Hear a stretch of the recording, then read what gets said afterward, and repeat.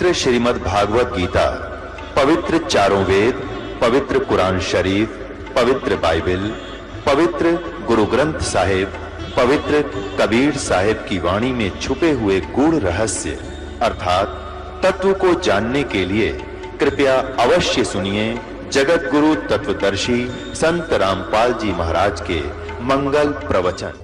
जब तक ज्ञान संपूर्ण नहीं होगा तो आप इस भक्ति मार्ग पर चल नहीं सकते। तो परमात्मा ने अध्याय बख्शी है, जैसे पूरी सृष्टि नाम लेवेगी। अब दीक्षा कैसे लेगी? अब सबके विचार आप देख लो। दास को बिटर एक्सपीरियंस है इस भक्ति मार्ग पर चलने का। शुरुआत की अपने घर से, कोई नहीं माने, सारे उल्टे पड़े। तू कहां से ये ज्ञान ले आया, तेरा दिमाग घूम गया, सारे एक तरफ उठ कर चले जा। फिर कोई रिश्तेदार आ जाए, उससे बताने लगूं, क्योंकि ज्ञान ऐसा है ना जाने कितना बता दूं। फिर नो कहने लगे वो तो पागल हो लिया रामपाल, तो उड़ जाइयो ना, बैठ जा 2 घंटे उठने देता ना। तो कहने का भाव ये है कि आज आपके साथ, सबके साथ ऐसे बना है। पर प्रारंभ में किसी ने आपको ज्ञान सुना है तो आपको जची नहीं। आपको कोई सीडी दे गया है, आपने सीडी सुन ली लगातार। क्यों? सीडी एक ऐसा माध्यम है, आपने ले ली, या टीवी चल रहा है, ये चैनल से कोई सत्संग सुन रहा है, तो वहां श्रोता सुन सकता है, वाद विवाद नहीं कर सकता उसके साथ। और वाद विवाद करके आदमी उस निष्कर्ष तक पहुंचे नहीं पाता जहां वक्ता पहुंचाना चाहता है। तो परमात्मा ने अध्याय बख्शी कि टीवी के सामने बैठ कर चाहे कितना ही कुछ सोचता रहे कि झूठ बोला है, झूठ बोला है, और जब प्रमाण सामने आएंगे, अगर वो बीच में ही वाद विवाद हो जाए, आमने सामने बैठे होते तो बीच में वाद विवाद कर देता है, क्या ले रहा, उठ कर चला जाता। फिर उसने उसमें देखते देखते देखते सारे प्रमाण मिल गए, तो जो उसके अंदर डाउट थे वो समाप्त हुए। तो इसमें टाइम बहुत लगे है। तो प्रत्येक एक भगत को यहां आने में इतना समय लगता ही लगता है। तो अब क्या होगा?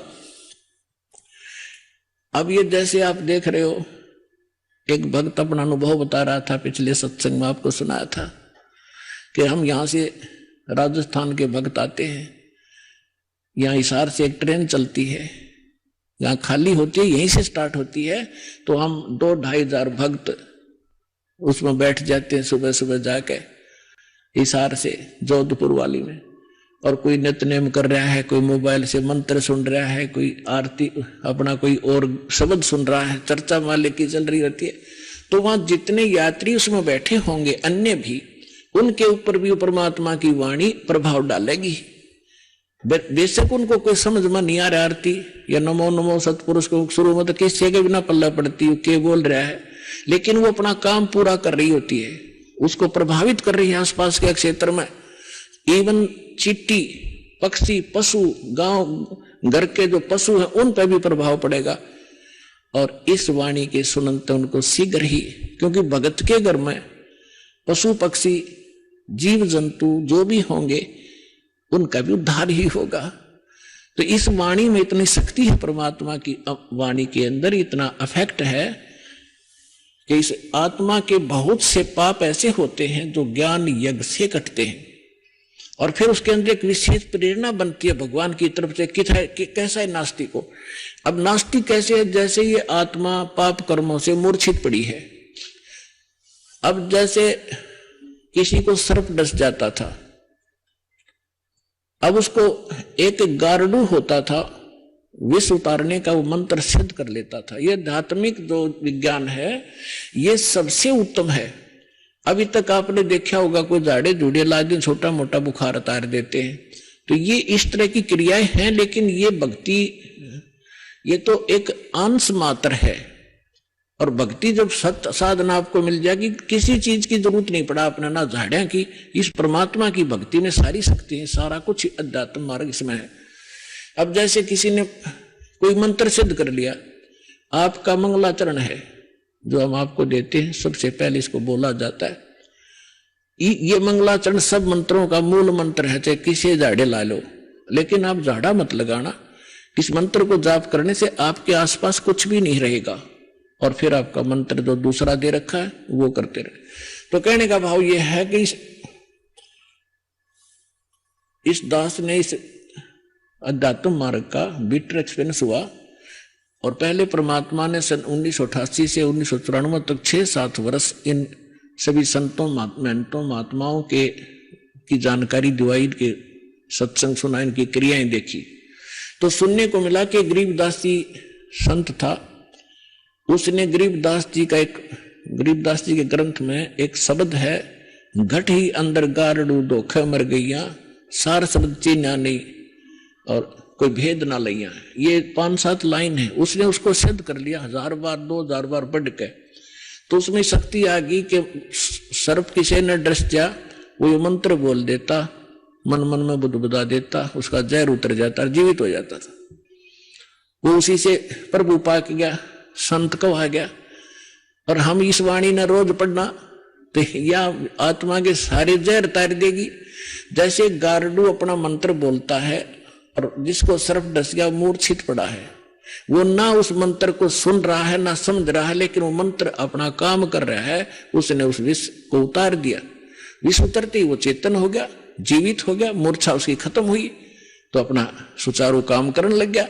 इसी प्रकार आपकी सभी की आत्माएं इस अज्ञानता से और इस पाप कर्मों के विष से अचेत होगी है। जो मूल काम था उसने भूल कर और कुछ कर रहे हैं। तो ये वाणी जो आपको दी जा रही है, ये सारे विश्व में फैलेगी और सब पर प्रभाव डलेगा। चाहे कोई ना सुन रहा है, ना समझना चाहता है, घर में चला है और सदस्य नाम नहीं ले रखा, कुछ दिनों में देख लेना वह भी नाम लेंगे, क्योंकि उनके वो विष उतर जाएगा, जो पाप कर्मों का उनका धीरे धीरे कम होगा और वो फिर उनमें एकदम प्रेरणा बनेगी। अब जैसे खेत में हमने देखा ये ट्रैक्टर वाले ऊंचे शोर में ऐसी बेहुदी भजन गाने रागनी वो गाते हैं, ट्रैक्टर चलाते हैं, और वहां पर भगवान के भक्त अपना कान में लीड ला के और कोई मंत्र सुन रहा होगा या कोई शब्द सुनेगा, ट्रैक्टर चलाते चलाते नित्यनेम कर रहा होगा और सुन रहा होगा, मजदूरी करते करते भी आप ये कर रहे होंगे। और ऐसे भक्त का बोया हुआ बीज भी जो भी आम समाज खावेगा उसको भी प्रभाव डालेगा। एक समय की बात है कि एक 2 भक्त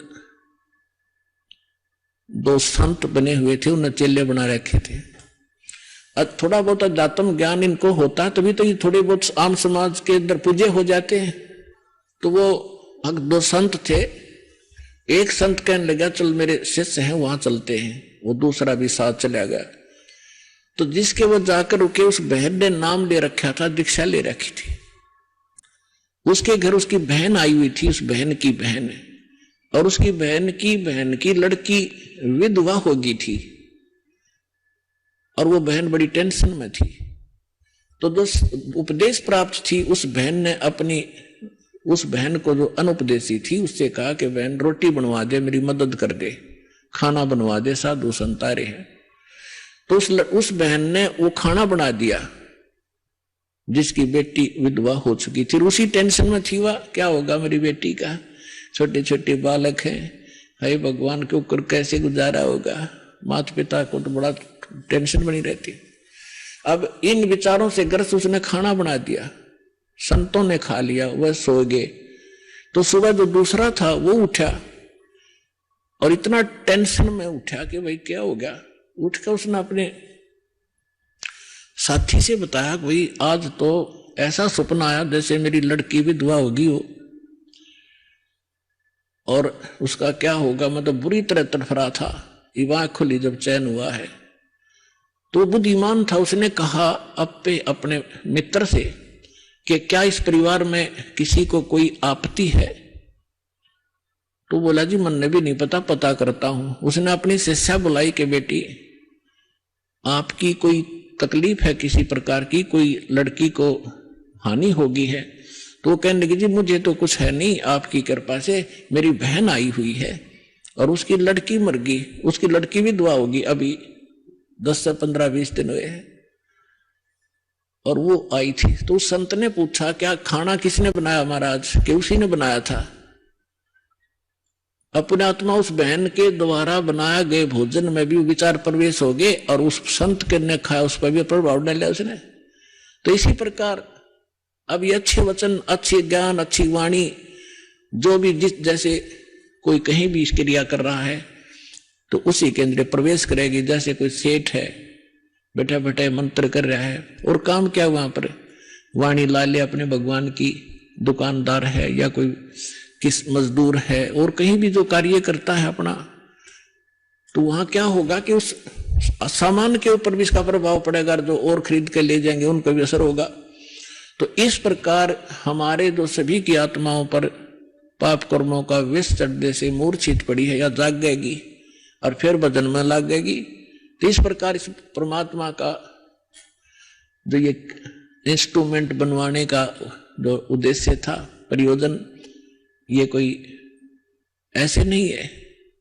नहीं तो इसके अंदर सारी बकवास देखें, जब तक ये ज्ञान नहीं होता, कोई फिल्म देख रहा है, कोई और बकवास देख रहा है, कोई खेल देख रहा है, और अब ये ज्ञान होने के बाद कि ये बकवास छोड़ के इसमें भगवान देखो, परमात्मा का नाम सुनो, ज्ञान सुनेंगे, तो यही इंस्ट्रूमेंट जो दुरुपयोग करके हमारा जीवन नाश कर रहे थे, ये हमारे जीवन को सफल करेंगे। तो परमेश्वर आपको क्या बताना चाहता है दास परमेश्वर के इस ज्ञान के माध्यम से कि आप यहां जिस दिन से दीक्षित हो जाते हो, आपका वो एक मानुष जन्म प्रारंभ होता है। उससे पहले आप मनुष्य शरीर अवश्य था, लेकिन कर्म मनुष्य के नहीं थे। सभी सदग्रंथ, सभी संत और खुद परमात्मा आकर बताते हैं कि परमात्मा इस मनुष्य जीवन की प्राप्ति आपको केवल परमात्मा प्राप्त करने के लिए और जरा और मरण के संकट से छुटवाने के लिए ही प्राप्त होता है। आपको ज्ञान संपूर्ण होता नहीं, और संसारिक लोगों से जो ट्रेनिंग आपको मिलती है उसमें दृढ़ हो ही जाते हो। कोठी बना ले बेटा, उस लड़के ने देख ले थोड़े से दिन हुए नौकरी लगा था और 2 कोठी बना ली, तो हमारे वो इंजेक्शन लग जाते हैं, हम फिर वही टारगेट लेकर आगे चलते हैं नौकरी में या कोई बिजनेस में। कोठी बनाऊं, प्लाट लूं, कार लूं बढ़िया सी, और 1 मिनट में मृत्यु हो जाती है और कोठी कार धरी धराई रह जाती है। कबीर साहब कहते हैं राम नाम कड़वा लगे, राम नाम कड़वा लगे, ये मीठे लगे दाम, दो दाम दोनों गए, भाई माया मिली ना राम। पुण्यात्मा, इस अध्यात्म मार्ग से जब आप परिचित हो जाओगे, आपको कोई किसी प्रकार की भी शंका, डाउट नहीं रहेगा। जैसे आपको ज्ञान वही होता है, प्रमाण वही होते हैं, उदाहरण वही होते हैं जो रह रहकर पूरे वर्ष सुनाए जाते हैं, और आपकी आत्मा को ये ज्ञान और ये प्रमाण कितनी बार सुने उतनी बार अच्छे लगते हैं, तो आप स्वस्थ हैं। और जिसको ये महसूस होता है कि ये सत्संग तो मैंने पिछली बार भी सुना था, ये बात सुनी थी, तो ये आपकी कमजोरी है, आपके कोई वीकनेस आत्मा में आ चुकी है। जैसे एक स्वस्थ व्यक्ति होता है, वो सुबह खाना खाता है, रोटी वही होती है, थोड़ी बहुत दाल सब्जी में बेशक फर्क हो जाए, अंतर हो जाए, और सुबह खाना खाया और शाम को वही रोटी फिर रखी है और आपको रुचि नहीं बन पा रही है, तो आप अस्वस्थ हो गए हो। और यदि आपको वही रोटियां फिर उसी तरह रुचिकर लग रही हैं, तो आप स्वस्थ हैं।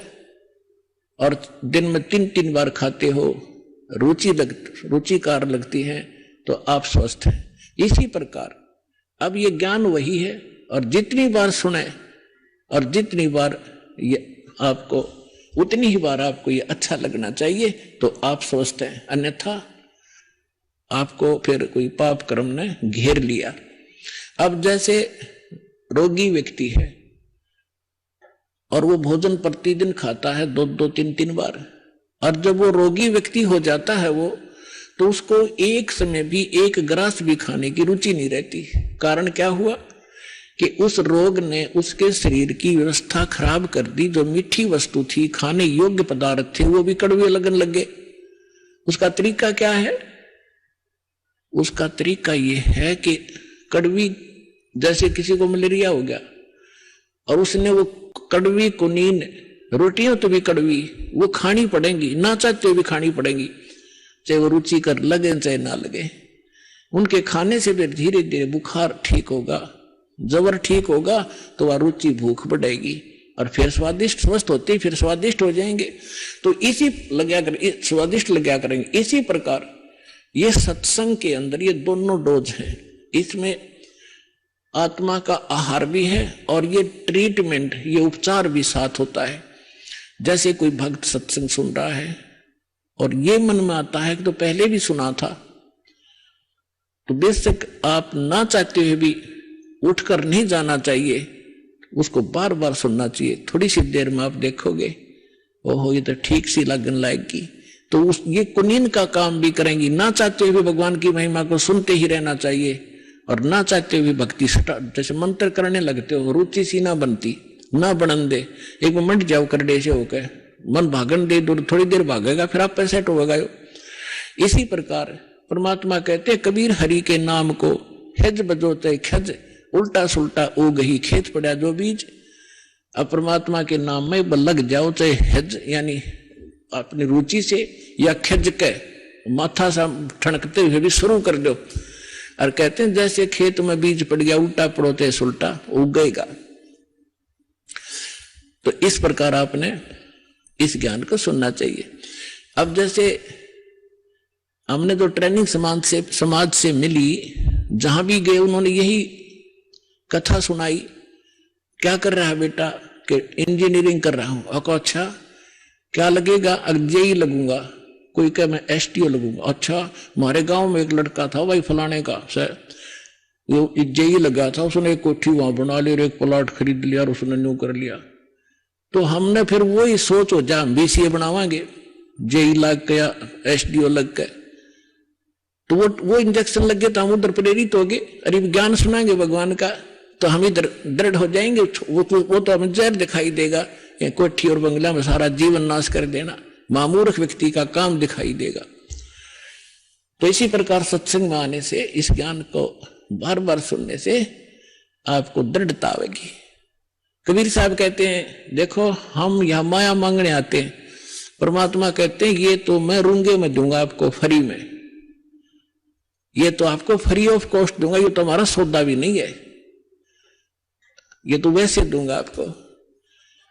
अब रूंगे की परिभाषा बताऊं थोड़ी सी क्या होती है।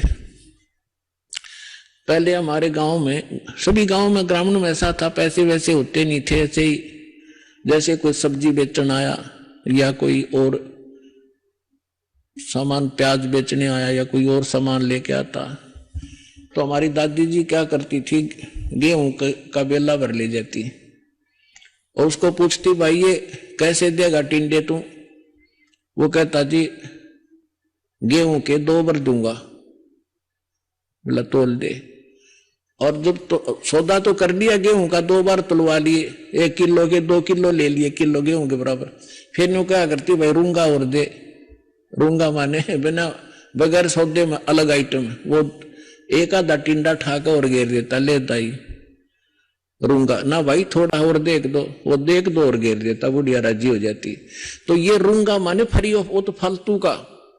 तो जो असली सौदा हम आपको यहां देंगे करेंगे, वो जन्म और मरण के इस दीर्घ रोग का नाश करेंगे। और जो आप यहां मांगने आते हैं तो रूंगे में देंगे आपको, अगले हो जा राजी। जो संसारिक संपत्ति जो आपको आवश्यक होगी और आपके कष्ट जो आपके ऊपर संकट आ रही है तो रूंगे में ठीक करें कबीर भगवान हमारे। और असली दुख तो आपका, असली सौदा तो ये है जो आपका जन्म मरण का रोग काटेंगे, जो पृथ्वी पे इस ब्रह्मांड में किसी कोई नहीं कर सकता इस काम को। 2 सतलोक आश्रम बरवाला जिला हिसार हरियाणा में आपको आज उपलब्ध है।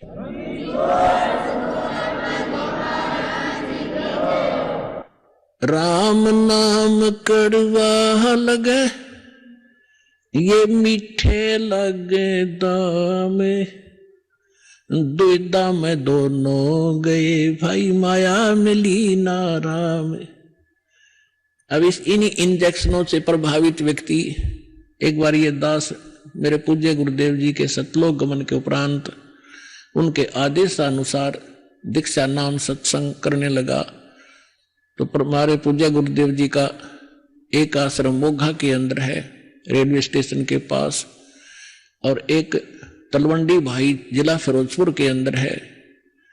तो जिला फिरोजपुर के अंदर जो तलवंडी भाई एक कस्बा छोटा सा बरवाले जैसा ही, तो वहां हमारे गुरुदेव जी के कुछ शिष्य थे। तो उन्होंने आग्रह किया कि आप यहां भी सत्संग किया करो। गुरुजी चले गए तो हमने सेकंड संडे यानी द्वितीय रविवार तलवंडी भाई में सत्संग शुरू कर दिया। हम जाने लगे। तो इस सत्संग को सुनकर प्रभावित तो आम व्यक्ति हो ही जाता है। तो उनके वहां कोई बुढ़िया की मृत्यु होगी थी, उसके शोक व्यक्त करने के लिए कोई उनका रिलेटिव आया हुआ था। वो धनी व्यक्ति था, चंडीगढ़ का वासी था। तो उन्होंने उससे कहा कि शुक्रवार को आया था, वो शनिवार को जाना चाहा था शाम में 4 बजे से। उन्होंने कहा कि आप आज रुको, कल सत्संग होगा, आप सत्संग सुनकर जाना। वो कहने लगा मैं सत्संग बहुत सुनता हूं, मैंने सब सुन रखे, मुझे काम जरूरी है, जाना पड़ेगा। तो उन्होंने भक्तों ने यह भी कहा कि सत्संग आपने जरूर सुने होंगे, लेकिन ये सत्संग कुछ उनसे भिन्न है, आप सुनो, हमारी प्रार्थना स्वीकार करो।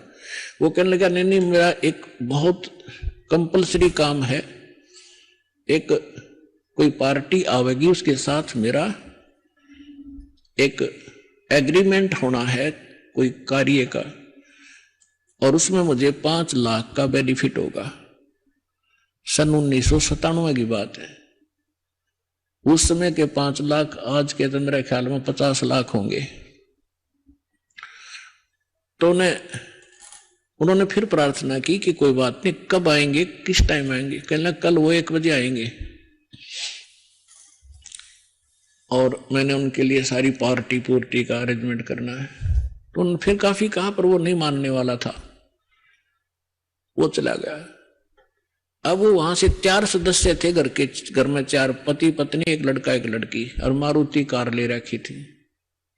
चंडीगढ़ के पास आकर एक ट्रक खड़ा, थोड़ा सा अंधेरा हो गया, आगे एक ट्रक खड़ा था बजरी का भरा हुआ, उसके पिछले व्हील निकाल रखे थे चारों और जैक ला रखा था। अब उसने तो 5 लाख घूमे थे माइंड में, कुछ भी ना दिखा था, स्पीड पूरी कर रहा। वो ट्रक के नीचे घुस गई वह कार, वो जय कट गया और लोडी ट्रक बजरी का भरा उनके ऊपर पड़ गया। चारों के चारों 8 द स्पॉट मर गए। अब चाट ले उस 5 लाख के बेनिफिट ने, सिर पैदर ले पकोठी गई, और पता नहीं कहां भूत बने अंडेगा। तो पुण्यात्माओं, परमात्मा के इस ज्ञान को आधार बनाओ। ये बातें कहने सुनो की नहीं, ये कर पाड़ने की हैं। राम नाम कड़वा लगे, ये मीठे लगे दामे, दुविधा में दोनों गए भाई माया मिली ना राम। अब्राहिम सुल्तान अधम एक संपन्न सम्राट था, सारी सुविधाएं थी उसके पास। 18 लाख घोड़े थे, 18 लाख। हमारे गांव में पुराने समय में यदि किसी, आजकल तो इन कारों की महिमा है, जिसका कार है वो साहूकार माना जाता है। उस समय जिसके घर पर घोड़ा या घोड़ी होती उसको सेठ माना करते, बड़ा भाई चौधरी आदमी है, घोड़ा रखा है। एक घोड़े से महिमा बन जाती थी, और उसके 18 लाख घोड़े थे, और संपत्ति कितनी होगी। और वो उसमें इतना मस्त था, परमात्मा ने उस दलदल से उस आत्मा को निकालना पड़ा। अब थोड़ी सी कथा सुनाते हैं अब्राहिम सुल्तान अदम की। एक अब्राहिम सुल्तान अदम नाम के मुसलमान बादशाह थे इराक के अंदर। एक बलख नाम का उसकी राजधानी थी, शहर था, और ये बहुत संपन्न राजा था। ये पिछले जन्मों का परमात्मा का प्यारी आत्मा थी। कबीर साहब कहते, जो जन मेरी शरण है ताका हूं मैं दास, और गेल गेल लाग्या फिरूं हूं जब तक धरती आकाश। कितने दयालु मालिक। परमात्मा की आप कभी ना कभी शरण में अवश्य रहे हो पुण्यात्माओं, ना सतलोक आश्रम वाला में आप नहीं आ सकते। परमात्मा ला रहे हैं आपको, सौ कारण बना के, भटक तो वो रहे हैं आपके लिए, किसी अपनी प्यारी आत्मा को भेजते हैं, कोई संदेश देते हैं, कोई पंपलेट के माध्यम से आकर्षित होता है, कोई पुस्तक से, कोई टीवी देख करके खिंचा आ रहा है। तो ये सारा साधन ये परमात्मा आपके लिए करवा रहे हैं। आप कभी ना, आप वही 64 लाख में से हो जो सबसे पहले ही आएंगे। उसके बाद पूरा विश्व को उसी तरीके से जैसे सर्प का विष उतारने वाला गारडू मंत्र बोल बोल कर सचेत करता है, तो बाकी समाज को इस ज्ञान से, भक्ति से, इस परमात्मा की वाणी से, भक्तों के माध्यम से गांव गांव में, नगर नगर में ये मंत्र बोल बोल कर वो विष उतारेंगे। फिर वो जागेंगे बाद में, पहले 64 लाख आएंगे जो काशी में रह गए थे, भगवान के संपर्क में आए थे। तो परमात्मा कहती एक बार जो मेरी शरण में आ गया उसके साथ रहूंगा सदा। तो कितने दयालु थे, जो आज से 600 वर्ष पहले भगवान नहीं आते या भक्ति में खत्म हो जाती, उस समय परमात्मा ने इसी लीला की और ऐसे चमत्कार किए, आज तक भक्तों के अंदर वो चर्चा का विषय है, भगवान ये कर देता है। तो वो क्या करते यही भगवान। और फिर कुछ सिरफिरे जैसे कमाल जैसे परमात्मा ने मुर्दा जीवित किया। लंबी कथाएं हैं ये बहुत गनी, लेकिन धीरे धीरे आपको सुनाया करेंगे। अभी तक तो आपको इन सदग्रंथों से, वेदों से ये मलाई निकाल कर आपके सामने रखिए, फिर ये कथाएं सुनाया करेंगे। तो दास यदि ये कथा मैं पहले सुनाता, जब तक ये वेद सदग्रंथ और सब शास्त्रों से निर्णय नहीं निकालता था, किससे कहना जाता है कबीर इज गॉड। और अब इस ज्ञान के माध्यम से प्रत्येक आदमी ये मान रहा है भक्त कि कबीर इज गॉड और कंप्लीट गॉड। तो परमात्मा अब क्या करते हैं, हम तो धन मांगने आते हैं और कहते हैं दो जन मेरी शरण है ताका हूं मैं दास। अब दास देख लो किसा होया करे। दास किसे कहते हैं, दास की परिभाषा सुनाता हूं। एक बार अब्राहिम सुल्तान अदम जो राजा था, उसने घर त्याग दिया था, परमात्मा की कृपा से घर त्याग दिया था और वो किसी चला गया, एक आश्रम में रुक गया। उस आश्रम में सब दास कहें अपने आप को, फलाना दास फलाना दास, और थोड़ी बात पर एक दूसरे का न्याख काट लड़ने लगे, तू क्या बन रहा है। तब अब्राहिम सुल्तान अदम जिसकी दास कथा सुनाना जा रहा है, इसका थोड़ा सा लिंक बीच में और आ गया। जब वो घर त्याग गया था, पहले ये राजा था, तो उसने कहा कि भाई आप नाम दास जरूर लिखते हो पर कर्म आपके लक्षण दास के नहीं है। उन्होंने पूछा भाई क्या बात भगत जी, कैसे नहीं।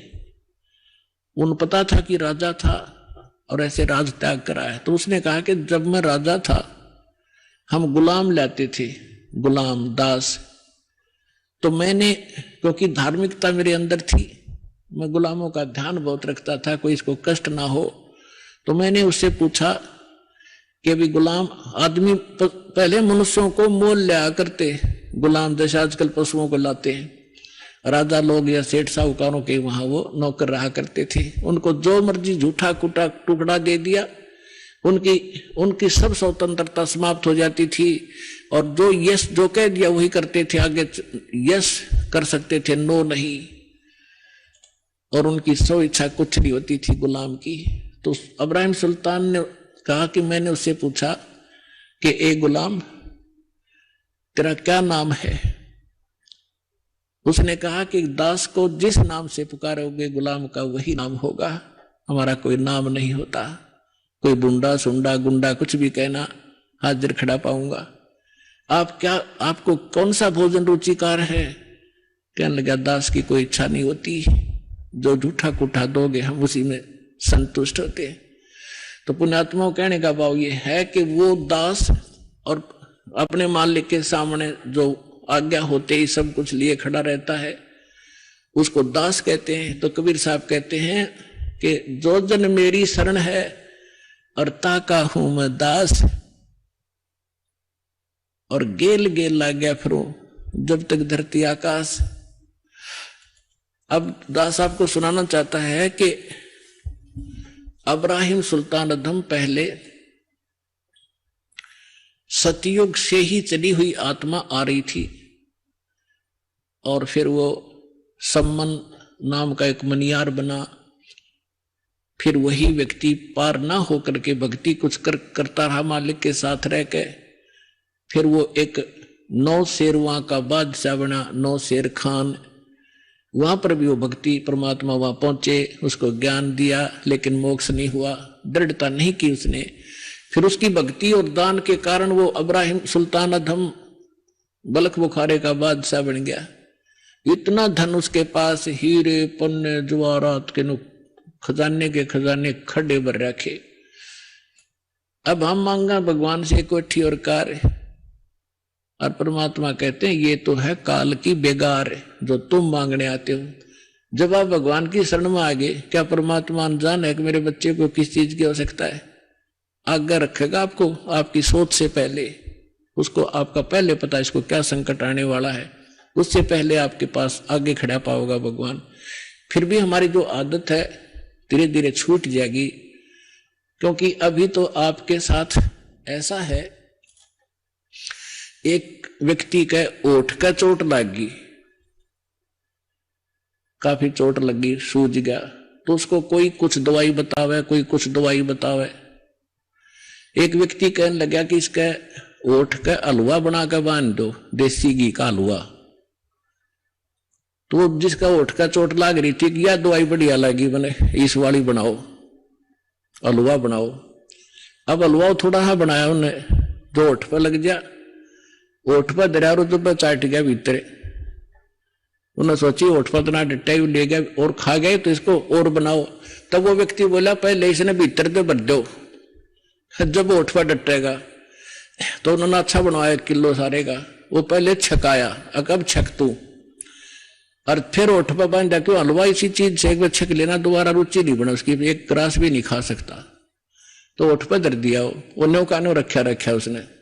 तो आज आप क्या ओठ का चोट लाग रही है और आप यहां जो मांगन आते हो ना, परमात्मा पहले आपने उनसे भरेगा, अंदर से भरेगा, आपकी सारी फुलफिल पूरी करेगा जो भी रिक्वायरमेंट होगी, और फिर आप ओठ पर डटने दोगे। तो कहने का भाव ये है,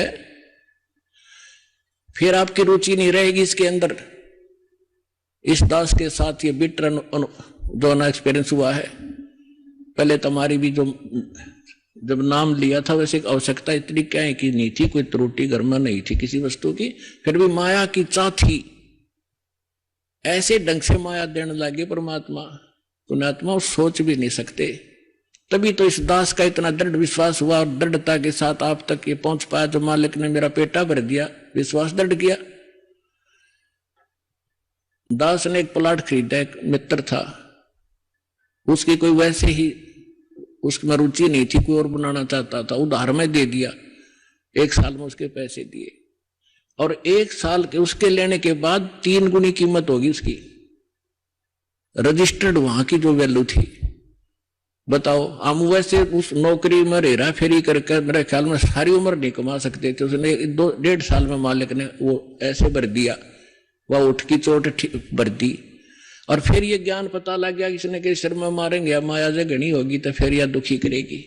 तो पुण्यात्माओं, पहले आपके ओठ की चोट के लिए आए हो, यह भी आपका सारा काम होगा। आपको परमात्मा अंदर से भी भरेगा और ये दुख आपके ये सारे निवारण करेगा, आपको सारा सुख देगा।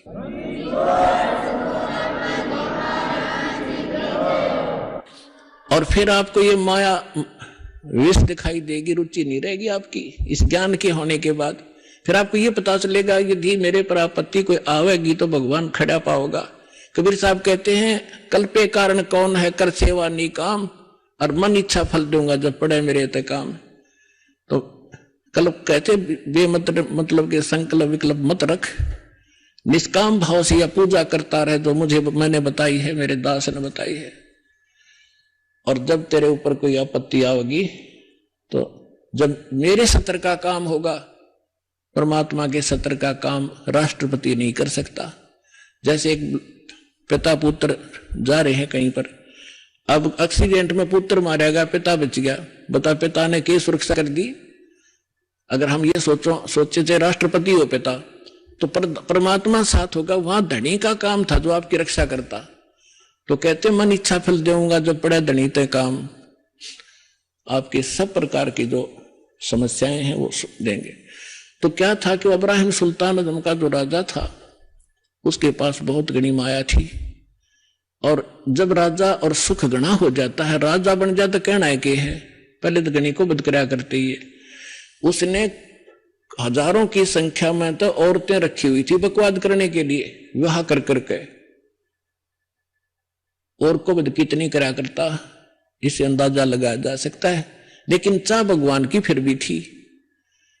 आज थोड़ा समय थोड़ा शॉर्ट में बताऊंगा। जो दास बताना चाह रहा था कि आप तो माया मांगना हो, और परमात्मा ने जिसका मोक्ष किया वो माया से अलग किया। अब एक दिन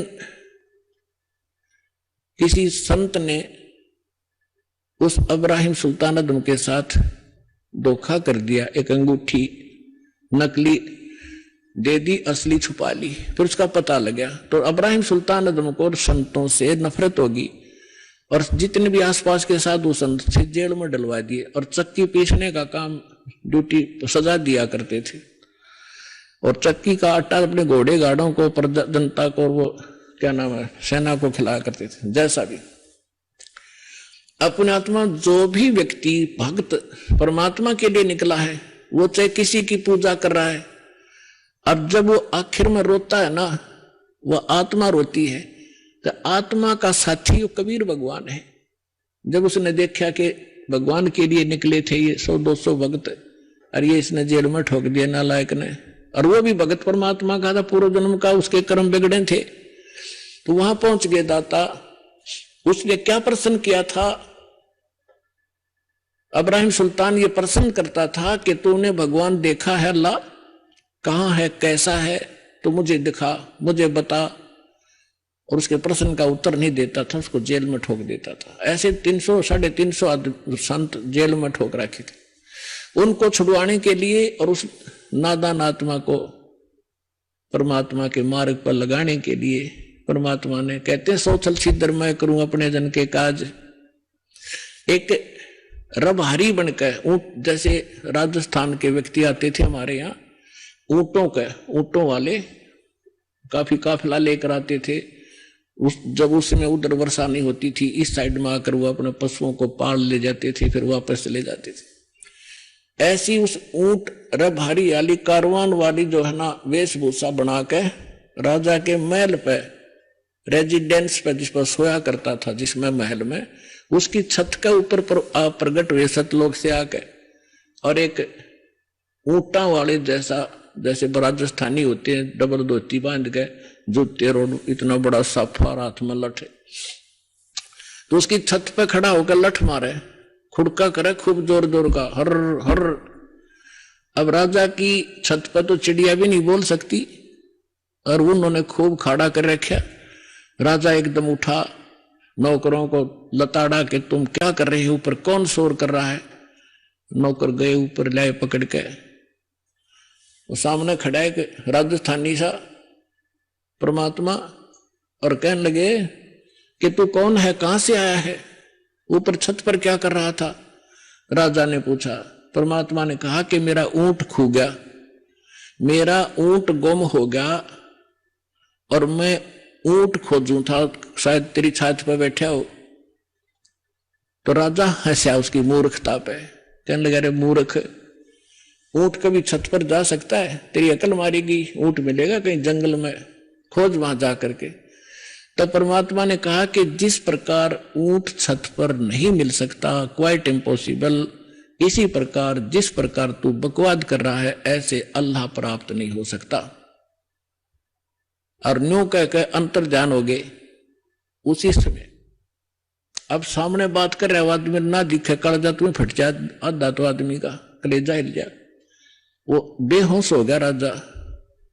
उधर से परमात्मा, वो तो राजा को लागे उपचार में करने, वहां पहुंच गया जहां वो चक्की पीस रहे थे जेल में। कौन? उसके भक्त। परमात्मा देखो पुण्यात्माओं, अब आपको ज्ञान होगा ना पहले हमने जो सुख होता हम सोचा करते कृष्ण जी ने कर दिया, हनुमान जी ने कर दिया। करने वाले का था, कहते हैं जगत का पेखना पेख्या धनी का नाम ना लेखा। गीता अध्याय नंबर 15 के श्लोक नंबर 16 और 17 में 3 पुरुष बताए हैं, एक सर पुरुष एक अक्षर पुरुष। लेकिन इनसे हटकर जो उत्तम पुरुष है वो तीनों लोकों में प्रवेश करके सबका धारण पोषण करता है, यानी सबके दुख सुख वही निमेटता है। वो अव्यय ईश्वर है, वो परमात्मा परम अक्षर ब्रह्म सत्य पुरुष कबीर साहब है।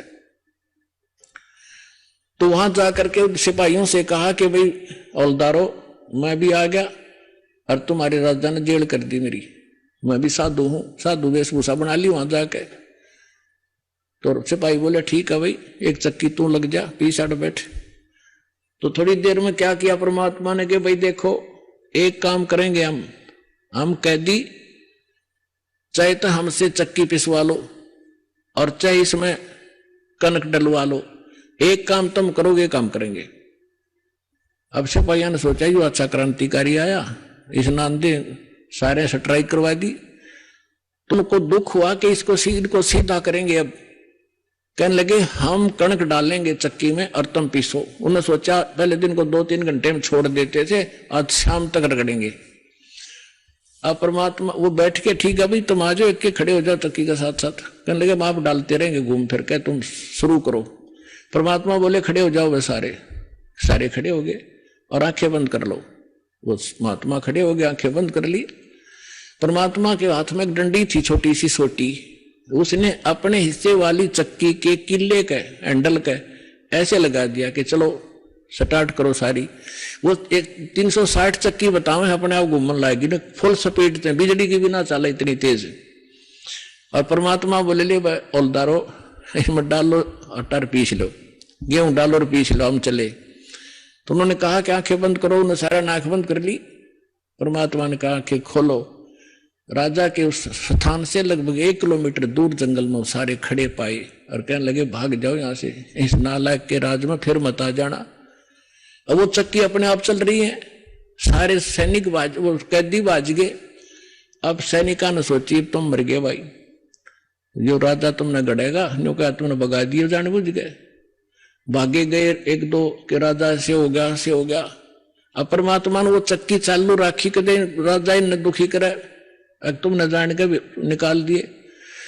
तब राजा को पता चला, राजा देखने आया कि चक्की अपने आप चल रही है। उन चक्की जब बंद हुई, जब राजा ने देख ली, इतने दयालु है ये, किसी पर दुख नहीं आने देते कि सैनिकों ने तंग करेगा, नालायक आदमी अपने कर्म बिगाड़ेगा। तो पुण्यात्माओं अमर करूं सतलोक पठाऊं, ताते बंदी छोड़ कहाऊं। ये काफी लंबी कथा, समय थोड़ा रह गया, फिर बताएंगे कभी। कहने का भाव ये है कि परमात्मा ने उसको लास्ट में ऐसा विवश कर दिया कि उसने जहर दिखाई देने लगी। अब माया जिसके ऊपर बैठ के वो खुशी मना रहा था और एक दिन वो घर त्याग के चला गया। तो परमात्मा रास्ते में फिर मिले उसको कि बेटा घर त्यागने तो भगवान नहीं मिलेगा, आपने आत्मा से इस माया को त्यागना पड़ेगा, इसके विकार इसके हानि से परिचित हो जा तू और जा फिर वापस राज कर सकता, ये मंत्र ले ले। तो बोला आपकी सिरोधारी आपकी आ गया, लेकिन मालिक अब वो अच्छा नहीं लगता मुझे, आपके ज्ञान से मैं परिचित हो गया, असंख्य जन्म हो गया हमने धक्के खात्या ने, इसका पीछा छुड़वा दो जाता। तो पुण्यात्माओं एक दिन आपको कि ऐसी स्थिति हो जाएगी, आपने यू हलवा कति अच्छा नहीं लगेगा और आप अपने आप स्थिर हो जाओगे, आपकी आत्मा, और केवल परमात्मा के अतिरिक्त लास्ट में आपने कुछ नहीं दिखेगा। और यही मोक्ष का कारण है। तो आपको सभी मोक्ष होगा। कहते समझा है तो सर दर पाओ, भौर नहीं रे ऐसा दाव। बोलो सतगुरुदेव।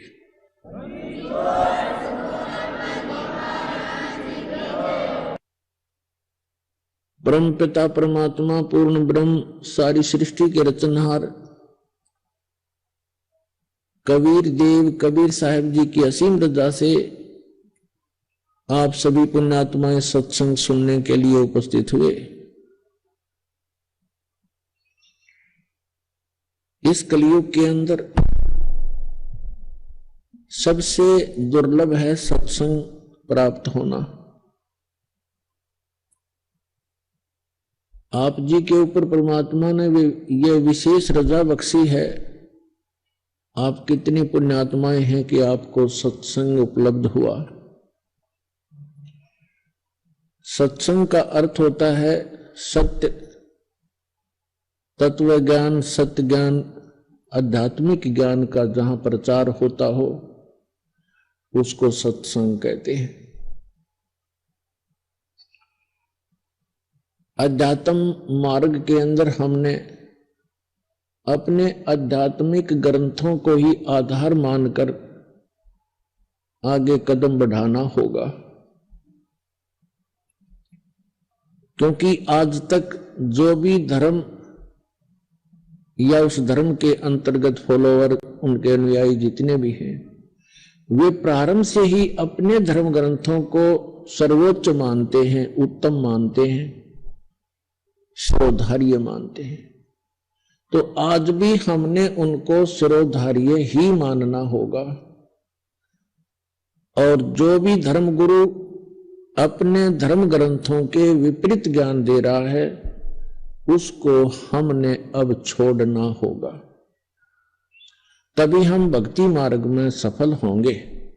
इसके लिए पवित्र श्रीमद् भगवत गीता अध्याय नंबर 16 का श्लोक नंबर 23 और 24 पर्याप्त है हमें समझने के लिए। उसमें विवरण है कि शास्त्र विधि को त्याग कर जो मनमाना आचरण करते हैं उनको न तो सुख की प्राप्ति हो सकती, न उनको कोई सिद्धि प्राप्त होती और न ही उनकी परम गति होती है। आइए अब हम उन श्रद्धालुओं के अनुभव जानते हैं जो जगत गुरु तत्वदर्शी संत रामपाल जी महाराज जी से दीक्षा प्राप्त कर चुके हैं तथा उनके द्वारा बताए गए भक्ति मार्ग पर चल रहे हैं। सर नमस्कार। नमस्कार जी। सर क्या नाम है आपका? लाल सिंह जी। लाल सिंह जी कहाँ से आए आप? मोड़ मंडी, जिला बठिंडा जी, पंजाब से जी। सर संत रामपाल जी महाराज जी से नाम दीक्षा लेने से पहले आप क्या भक्ति साधना करते थे?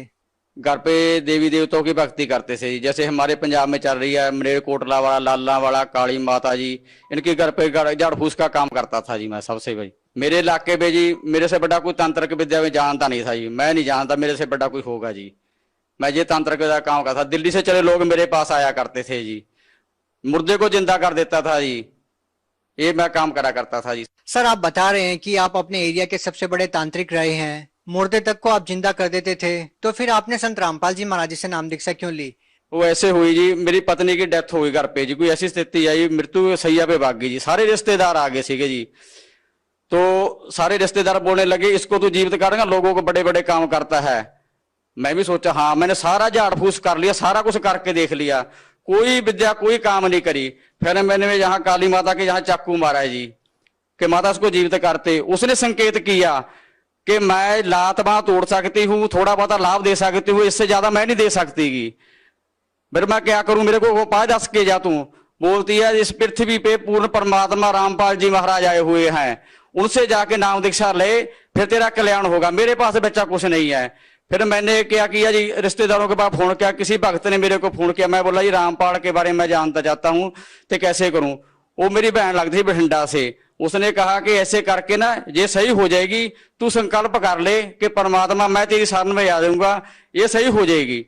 मैंने उसी टाइम संपर्क किया, हे परमात्मा बंदी शोर सतगुरु रामपाल जी, मैं आपका नाम ले लूंगा, ये जिंदा हो जाए। क्यों मेरे को पहले बता रखा था कि तेरे 2 शादियां होएगी, एक शादी पे 3 बच्चे होके ये मर जाएगी, इसकी 27 साल की उम्र हैगी, वो मेरे को याद थी जी। तो उस दिन क्या हुआ जी, मैंने सारे झाड़ फूस कर लिए, नहीं सही हुआ है। फिर मैंने परमात्मा अगे अरदास है, बंदी छोड़ मैं नाम ले लूंगा, इसको जीवित कर दे। उसमें फाड़ी ही चहलाहट आई जी, हिलचल हुई जी, फिर सेट हुई। फिर मैं अस्पताल में लेके गया जी, उसको 12 दिन एडमिट रखा। वहां डॉक्टरों ने भी लिखा के ले लिया था कि ये तो मुर्दा है, आप साइन कर दो इस पे। मैंने साइन कर दिए, मुर्दा है। बोला परमात्मा अगे अरदास लगा, मैंने बोला परमात्मा अगे तो मैंने लगा ली है। तो उसके बाद ये वहां से सेट हुई, फिर मैं परमात्मा का नाम लेके आया जी। परमात्मा किसका? संत रामपाल जी महाराज का नाम लेके आया मैं बरवाड़ा में जाके जी, 2012 में नाम लिया मैंने जी। सर आपने बताया कि जब आपने काली माता के नाम पर अपने हाथ पे चाकू मारा और आपने कहा कि इसको जीवित कीजिए या फिर मेरे को रास्ता बताइए, और फिर काली माता ने रास्ता बताया कि संत रामपाल जी महाराज जी से नाम दीक्षा ले लो।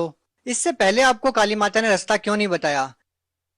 ਉਹਨਾਂ ਨੇ ਉਹ ਕਹਿੰਦੇ ਸਾਡੇ ਕੋਲ ਕੋਈ ਰਾਸਤਾ ਨਹੀਂ ਜੀ, ਅਸੀਂ ਥੋੜਾ ਬਹੁਤਾ ਲਾਭ ਦੇ ਸਕਦੇ ਆ ਤੈਨੂੰ, ਕੋਈ ਸੱਟੇ ਦਾ ਨੰਬਰ ਦੇ ਸਕਦੇ, ਉਹ ਵੀ ਮੇਰੇ ਕੋਲ ਆਉਂਦੇ ਸੀ, ਹੋਰ ਲਾਭ ਦੇ ਲੋਕ ਠੀਕ ਹੋ ਜਾਂਦੇ ਸੀ। ਇਹਦੀ ਹੁਣ ਉਮਰ ਹੈ ਹੀ ਨਹੀਂ ਗੀ, ਇਹਦੀ ਉਮਰ ਦਾ ਭਲਾ ਸੰਤ ਰਾਮਪਾਲ ਵਧਾ ਸਕਦਾ, ਉਹਦੇ ਜਾ ਕੇ ਚਰਨ ਫੜ ਲਾ, ਤੂੰ ਸਾਡਾ ਖਹਿੜਾ ਛੱਡ ਦੇ ਤੂੰ। लेकिन आपकी इन बातों पे विश्वास कौन करेगा? ਉਹ ਐਸੇ ਕਰਿਆ ਜੀ, ਮੇਰੇ ਸਾਹਮਣੇ ਚਮਤਕਾਰ ਹੋਇਆ ਜੀ ਉਸਦੇ, ਉਹ ਸਾਰੇ ਕਦੇ ਮੁਰਦੇ ਥੱਲੇ नहीं, आप अकेले थे क्या वहां पे? सारा परिवार था, मेरे सारे रिश्तेदार, मेरे सस सहुरे सारे आ गए सी, मंजे ते पा रखी सी, चट्टा कपड़ा पा रखिया सी। तुसी पिंड च जाके मेरे पुछ सकदे, मौड़ मंडी नवी बस्ती पीरखाने कोले मेरा घर आ, लाल सिंह मिस्त्री है मैं जी। तो क्या सभी आज भी उस घटना को जानते हैं? सारे जानते हैं। उस तो बाद जी जो मैं संकल्प करया परमात्मा मैं नाम ले लूंगा, किते भी बुरा वाला होवे मैं आके भाल लूंगा। उस तो बाद फिर मैं जी एक भगत नाल गल करी जी, ਜਿਹੜੇ ਰਾਮਪਾਲ ਦੇ ਨਾਮ ਲੈ ਰੱਖਿਆ ਸੀ, ਉਹਨਾਂ ਨੇ ਕਿਹਾ ਵੀ ਇਸ ਤਰ੍ਹਾਂ ਐ ਕਰਕੇ ਤੁਸੀਂ ਇੱਥੋਂ ਜਾ ਕੇ ਇਸ ਤਰ੍ਹਾਂ ਤੁਹਾਨੂੰ ਨਾਲ ਲੈ ਜਾਗੇ, ਨਾਮ ਦਵਾ ਲਿਆਵਾਂਗੇ। ਫਿਰ ਉਹ ਮੈਨੂੰ ਨਾਮ ਦਵਾ ਕੇ ਲੈ ਜੀ, ਫਿਰ ਮੇਰੇ ਘਰ ਦੀ ਸਥਿਤੀ ਠੀਕ ਹੋਈ ਜੀ। ਤੇ ਉਹਦੀ ਉਮਰ ਦੱਸ ਰੱਖੀ ਸੀ ਤੰਤਰਕਾਂ ਨੇ ਵੀ ਇਹ 3 ਸਾਲ 3 ਬੱਚਿਆਂ ਨੂੰ ਦੇ ਕੇ 27 ਸਾਲ ਦੀ ਮਰੂਗੀ। ਅੱਜ 35 ਸਾਲ ਤੋਂ ਉੱਤੇ ਉਮਰ ਹੋ ਰਹੀ ਹੈ ਜੀ, ਉਹ ਜੀਵਤ ਹੈ जी। क्या आपने पहले कभी किसी साधु संत से नाम दीक्षा ले रखी थी? सर मैं आपको एक और बताना चाहूंगा कि मैंने एक ऐसे व्यक्ति से नाम ले रखा था, उसने नाम ले रखा था, उसने मेरे को मंत्र दिए, उसने रामपाल जी महाराज की भगत चरा के ना, मंत्र चरा के उसने मेरे को 8 साल तक गुमराह करके रखा। मैंने उसको कहा, जिसने मेरे को, मैं इसको गुरु बना रखा था कि आप तो इतना कुछ जानते हो, अब इसको सही करो ना, अब ठीक करो इसको। बोला इससे मैं नहीं कुछ कर सकता, इसको तो रामपाल जी महाराज ठीक कर सकते हैं, इसके बारे में। उसने फिर मेरे से माफी मांगी, फिर मैं उसको आश्रम में लेके गया, आश्रम में लेके वो जा नहीं रहा था, मैं बोला साथ चल, फिर मेरे को लेके गया, तो फिर उसने मेरे को नाम दबाया। उसने वहां भी माफी मांगी गुरु जी से कि मैंने इसको बच्चे को गुमराह करके रखा। फिर मैं तो वहां से नाम लेके आया जी। उसके बाद फिर मेरे को और भी श्रद्धा बढ़ गई, जब मेरी जनानी वहां से आके जीवित हुई, सही होगी, आज भी जाके पूछ सकते। उसके बाद फिर मेरा मकान गिर गया जी, 6 फुट डूंगा था। उसके बाद परमात्मा ऐसी दया करी, वो मकान पवा दिया। उसके बाद बारिश पड़ गई सी 4 फुट डूंगी, बेड टूट गया, पक्खा सड़ गया, कूलर सड़ गया, टीवी सड़ गया, सारा कुछ A to Z नवा आ रहा मेरे घर पे। अब परमात्मा ने इतना ऊंचा कर लिया, 27 फुट पे छत पे मेरी छत पड़ी है, उत्ते संत रामपाल जी महाराज जी का पोस्टर लगा हुआ है। हम नहीं पीछे हटे, ना पीछे हटेंगे, क्योंकि हमको पहले पता था ये होना है, ये तो वो तो हो गया, अब हमको कोई डरने की लोड़ नहीं है जी। सर आप संत रामपाल जी महाराज जी से नाम दीक्षा लेने से पहले कोई नशा भी करते थे क्या? सर नशे की तो आपको मैं क्या बताऊं, इतना नशा करता था, बुक्की भी मैं खाता था जी, दारू भी पीता था, क्योंकि गाली माता गद्दी थी कि एक मुर्गी काट ली, एक बोतल मंगवा ली, और 4 मैं कैप्सूल खाता था लीले। इतनी लत पड़ गई थी बहुत ज्यादा। जो व्यक्ति मेरे को लेके गया था आश्रम में, उसने ये कहा था, मैं सुल्फा 1.5 तोला लेके गया था जब नाम लेने गया था। मैं बोला देख नाम ले लूंगा, ये नशा नहीं मैं छोड़ सकता। मेरे को पता नहीं था कि परमात्मा इतनी भी दया कर सकते हैं। मैं 1.5 तोला ले गया सुल्फे का, छत जाते जाते पीता गया जी। मैंने बाहर बस अड्डे में रख दिया। तो उसने ये कहा था इतनी तो बड़ी बोतल दिलवाऊंगा संत रामपाल जी, अंदर से आएगी कोई बात नहीं, ये तेरे का मैं सर्टिफिकेट बना दूंगा दारू का, और नशे का तो करते रहना, भक्ति करते ना। जैसे मैं अंदर गया, परमात्मा से नाम दीक्षा ली, सिर पे हाथ रखा, वो तो मेरे से पता ही नहीं चला कि कब मेरे लातों छूट गई। 3 दिन में वहां परमात्मा की साथ सुन गई, 3 दिन में रह के गया, बाद में मेरे को लोड नहीं पड़ी। और जितना मेरा पोटा पड़ा था घर पे, लीले कैप्सूल और बुक्की और दारू और बंडल, वो जैसे मैंने नाम लेके आया, मैं बाहर आके आया ना, उसको पीना तो दूर, मैंने हाथ में नहीं लगाया, मैं डंडे से बाहर करके ना मिट्टी का तेल पाके फूका उनको घर पे आके। सर अब आपको कितना समय हो गया नशा नहीं किया आपने? कितने साल से आपने नशा नहीं किया है? उसके आज मेरे को 8 साल हो चले है जी, मुड़ को लोड़ ही नहीं पई करे। क्या सच बोल रहे हैं आप? हाँ जी। क्या आपके गांव वालों से पूछ सकते हैं? मैं मोड़ मंडी के अंदर मेरे गांव में आके पीर खाना है, पीर बाबा का बहुत बड़ा, कोई भी आके भक्त पूछ सकता है, कोई भी जिसको शक हो। तंत्र की विद्या करने वाले को ये तो कुछ भी नहीं। जैसे मैं जानता था बाकी जी अपने इससे धरती से सोना निकालना, ऐसे बंदे के साथ रहा, उसने धरती से भी सोना निकाल के दिया। मैं उस सुनार को बेच के भी आया, आज भी मेरे घर पे प्रूफ पड़ा है, मैं साथ में लाना भूल गया जल्दी में, वो भी आपको दिखा सकते हैं, मेरे घर पे है वो छड़ के। और वो जो जिसके साथ मैं लगा था, मेरा गुरु बना हुआ था पहले, मैं कहता उससे बड़ा कोई गुरु नहीं है पृथ्वी पे। वो क्या करता था, दारू की बोतल चाहिए मेरे को, भाई गुरु जी पैसे तो है नहीं गए, कहता फोटो के आगे हाथ कर, फोटो के आगे हाथ करता 100 का नोट ऊपर गिर जाता था और मैं दारू लेके आता था। इतने इतने में देख के वही मेरे को लेके गया आदमी। वो कहाँ लेके गया? जिस व्यक्ति को मैं सबसे बड़ा गुरु मानता था जी, वो उसने माफी मांगी। उसने कहा, मैं उसको सब तो बड़ा गुरु मानता था, उसने कहा भी मेरे से बड़ा परमात्मा आप आया बैठा संत रामपाल जी है, उससे बड़ा कोई नहीं है। फिर मैं बोला तू मेरे को गुमराह करके रखा, उसी दिन बोल देता। बोला मेरी मजबूरी थी। फिर मेरे को वहां लेके गया। और एक बात और बताना चाहता भगत जी आपको, वो उसने नाम ले रखा था गुरु जी का। नाम लेके छोड़ के ना जो भक्ति बोध में अपने दिए हुए हैं उजागर सतपुरुष मेरे सुखे सागर, इसके जो बाणी थी ना परमात्मा की, उसने मेरे को मुनि की कलाम में बड़ा दी थी। मेरे को नहीं पता था भी बाणी कौन सी काम कर रही हैगी। फिर उसने वहां जाके माफी मांगी, उसके मेरे को बना के रखे थे, उसने मंत्र बना के दे रखे थे। फिर मेरे को उसने सारी बात जाके आसन ने बताई कि मेरे को माफ कर दो बाकी जी, मैं आपको ऐसे गुमराह करके रखा हूं, ये परमात्मा आए हुए इनके चरण नहीं छोड़ना। उसके बाद फिर मैंने पूछे मुड़ के नहीं देखा दुनिया से जी। क्या आज भी आप तांत्रिक का काम करते हैं? जैसे कि आपने बताया कि एक पीर बाबा की दरगाह है जहाँ पे आप रहते हैं। नहीं, हुण नहीं मैं काम करता, हुण तो लोड़ ही नहीं पैदी बाकी, अब तो लोड़ ही नहीं पड़ी बाकी जी उसके बाद न करने की। क्यों? एक बंदा 10 कैप्सूल के देता है, डॉक्टर एक 10 कैप्सूल देता है कि आपकी बीमारी ठीक हो जाएगी, 10 कैप्सूल करो, और कोई एक ही कैप्सूल दे दे वो भी राम नाम का। फिर हमको 9 खाने की क्या लोड़ है बाकी जी, 10 खाने की। क्या आज आप पूर्ण रूप से स्वस्थ हैं? क्या आपका परिवार आज पूरी तरीके से ठीक है? जब से मैंने संत रामपाल जी से दीक्षा ली है ना, मेरा सारा कुछ सेट हो रहा है जी। घर भी बन गया, सब कुछ बन गया, अब भी सब कुछ सही चल रहा है जी। तो उसके बाद एक मैं अनुभव और बताना चाहता हूँ जी। मेरी लड़की है जी 22 साल की, तो वो बीमार होगी जी। मेरे घर पे सिर्फ 1000 रुपये पड़े थे जी, 400 तो डॉक्टरों ने ले लिया जी, तो 600 रुपया बाकी रह गया जी। फिर मैंने संत रामपाल जी से अरदास करी, भक्तों ने कहा कि अरदास लगा गुरु जी से। डॉक्टर बोला चंडीगढ़ ले जा। मैं बोला मेरे पास तो 1000 रुपये, मैं चंडीगढ़ कहाँ से ले जाऊंगा इसको। तो अरदास लगाई कि ऐसे ऐसे करके जी, ऐसे ये बात है जी। तो मैं बोला भगत जी अगर मेरी लड़की मर गई ना तो उसको मैं यहाँ जला भी नहीं सकता, मेरी औकात नहीं कि हमारे राम बाग में 2200 रुपए की पर्ची काटते हैं, मैं गरीब कहाँ से दूंगा। और संस्कार भी आप यहीं कर देना, मैं आश्रम में लेके आ रहा हूँ। तो उन्होंने कहा बेटा तू घबरा नहीं भगत जी, गुरु जी से अरदास लगाते हैं संत रामपाल जी से, वो तेरे को अरदास बताएंगे, फिर उसके बाद बात करेंगे। संत रामपाल जी महाराज ने कहा कि परमात्मा में विश्वास रखो, भक्ति करो, ये सेट हो जाएगी, ठीक हो जाएगी। उसके बाद एक गोली की लोड़ बनी पड़ी भगत जी। सर भगत समाज को आप क्या संदेश देना चाहेंगे? मैं भगत समाज को ये संदेश देना चाहता हूँ भगत जी, सर जी, कि ये तंत्र के विद्या में एक चक्कर में ना पड़े। जैसे जेड़ा मेरा गुरु बनाया हुआ, मेरा गुरु बना रखा था, मैं बोला उससे बड़ा और मेरे से बड़ा कोई गुरु नहीं था। इसमें कुछ नहीं रखा, मैंने सारे खेड़ने खेड़ के देख लिए है, सारे करके देख लिए है, इसमें कुछ नहीं रखा है। इसमें जो एक काम करते हैं ना झाड़ फूस का, सियाणियां दा, पंजाबी में सियाणा जो बड़े बड़े बाबे बने फिरते हैं, कुछ भी नहीं ये परमात्मा की शरण चाहे संत रामपाल की शरण में जाओ, जो थोड़े नहीं काम बनते ना वो भी बनणगे थोड़े। उतो जाके मैं गया पर शरण च गया संत रामपाल जी, उथे उन्हें भी माफी मंगी ते मैं भी माफी मंगी। हे परमात्मा मैं दुनिया नहीं लुटूंगा, जो कुछ कर रहे हैं ना असी ये आपदे बच्चों वास्ते कोड़ इकट्ठा कर रहे हैं, ये समझ लो, ये सारा पाप कमा रहे हैं। हुण संत रामपाल जी को जाओ, वो तो नाम दीक्षा लो तो आपका कल्याण करो, जिन्हें बच्चे चाहिए नेगे। नहीं ये पता नहीं काल के जाल च फसे हुए हैं, काल कुड़े च पुट मार ले, बस रोन तो बिना होर थोड़े कोल कुछ नहीं रह जाता। जिन्ने भी तांत्रिक का काम करते नेगे सारिਆਂ ਨੂੰ मैं हाथ जोड़ के प्रार्थना करता है भी इस काम ਨੂੰ ਛੱਡ ਦਿਓ ਤੇ ਤੁਸੀਂ ਆਪਦਾ संत रामपाल जी शरण च जाके ਉਹਦਾ ਗਿਆਨ ਸੁਣੋ। ਇਹਨਾਂ ਦੇ 7:40 ਤੇ ਆ ਰਿਹਾ है। बहुत बहुत धन्यवाद। सत श्री अकाल।